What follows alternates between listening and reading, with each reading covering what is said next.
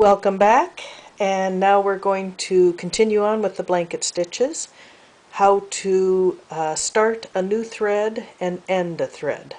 So I've gotten to this point, I've parked my needle, and I just leave it on the needle and park it.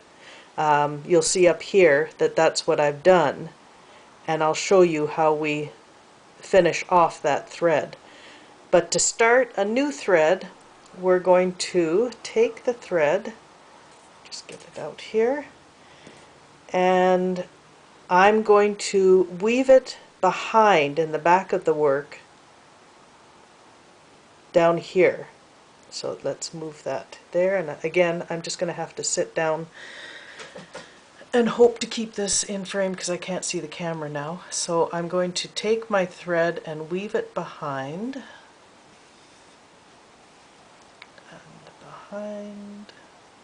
Now, of course, again, go as much as you want. I probably, in a larger piece that would be on display more, where did I, oh, sorry, it came out.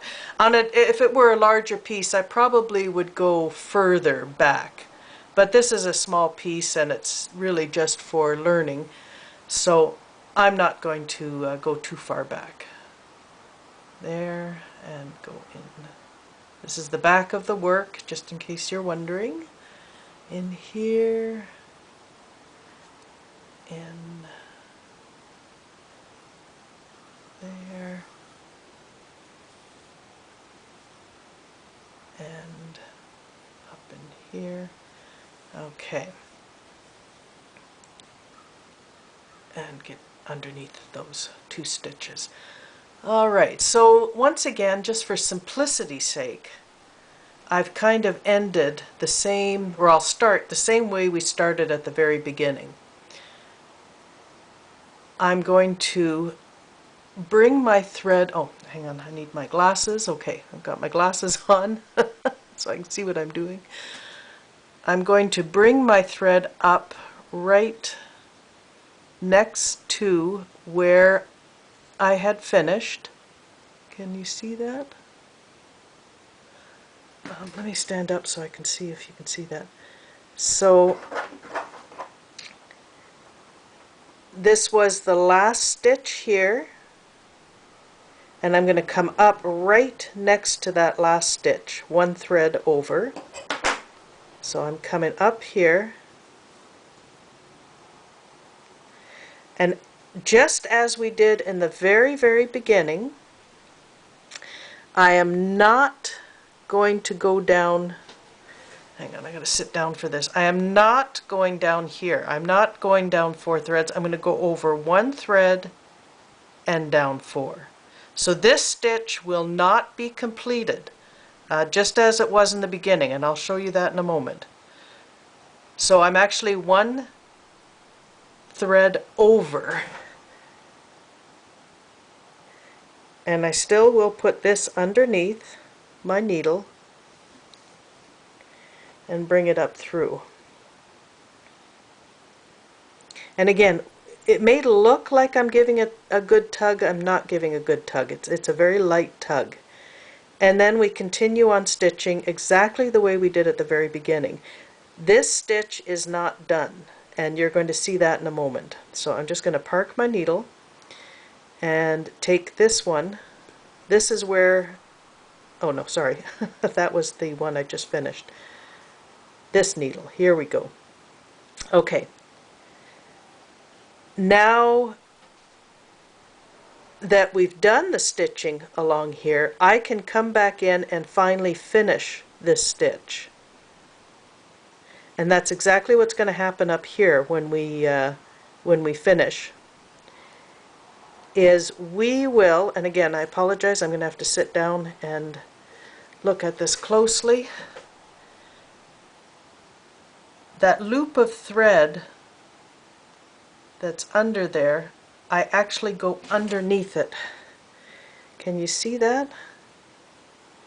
I'm underneath that loop of thread. I pull it through, so that finishes that loop. We now have a continuous loop going through, And then, again, I'm sorry, sit down so I can see what I'm doing. And then I sink to the back and actually finish that stitch. And I've sunk to the back. And now I'll flip it over and I'll weave it in the direction it would have gone, just as we did with the cloister blocks. So I'll weave it in that way. I'm hoping, I really hope that makes sense. Please ask me if you have any questions. Like I said, I hope that makes sense. Now, at the very end of your piece, when you get to the end of the cloister blocks, you're going to do the same thing. You're going to be stitching up here. When you come to the end, you are going to the very last stitch. You're going to be picking up that loop from underneath, up top and underneath, and then sink your needle into the back by going down here, and that stitch will be completed then at that time. And as I said before, we've just put a new, this is the old thread, this is the new thread. We're going to leave it be. We're going to continue stitching.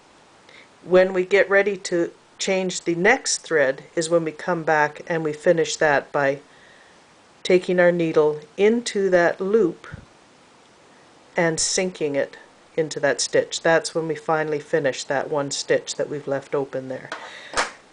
That's how you do the blanket stitches, and as I said, I really hope that makes sense to you, and I'm hoping you were able to see that. I am going to finish the blanket stitches. I'm going to remove the guidelines, and then we're ready to do cutting. And that's the exciting part, because that's where the hardanger gets its real flavor, is with the cutting. At any rate, thank you once again, and I'll be back with the cutting in a short while. Bye-bye.